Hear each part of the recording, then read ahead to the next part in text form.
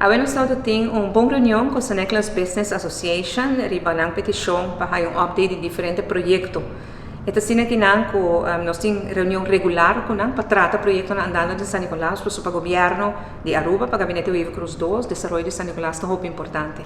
Junto com o Ministro Rocochon, nós damos um update, no caso, nós explica como estamos vendo com o Hotel Secrets, por exemplo, que é algo muito importante, um projeto muito importante para o governo. Também nós vamos abrir outro desenvolvimento, por exemplo, na Cerro Colorado, um boutique hotel que já para bastante tempo é o OPSI, e banda também trabalha na comunidade universitária fazendo para o Baby Beach. E banda de sei também nós toca o tema cultural e Carnaval Village e museu de Carnaval e planos na San Nicolas Business Association mas tem também para nós revivar o aspecto de cultura e celebração de Carnaval, assim uma celebração inteira ano mês na Carnaval Village para assim a turista não por visitar não somente no período de Carnaval, mas depois de Carnaval também.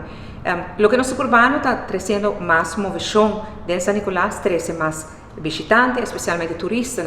e o projeto de monumento para recordar esse que faleceu na de Duas Guerra Mundial, também está um projeto que vai jalar mais turistas. Então, o projeto é Cerro Colorado, um monumento sencillo, mas muito impactante, e junto com o tour operators já acaba tem planos assim como 13 visitantes, uma vez que o monumento aqui está lá, 13 na San Nicolas, 13 na Cerro Colorado, para nos compartilhar a história rica que Aruba tem, riba o tema de Duas Guerra Mundial. Com o tempo, não se refinaria junto com o Unicorsol, então praticamente o único que está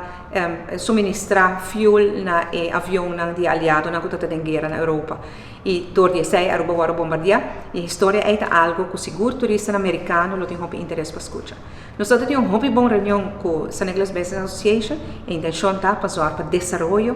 chegar em toda esquina de nosso país, pero especialmente para arriba, de San Nicolas, para nós seguros que está em grande polo, está centro de crescimento da inteira economia de nosso país.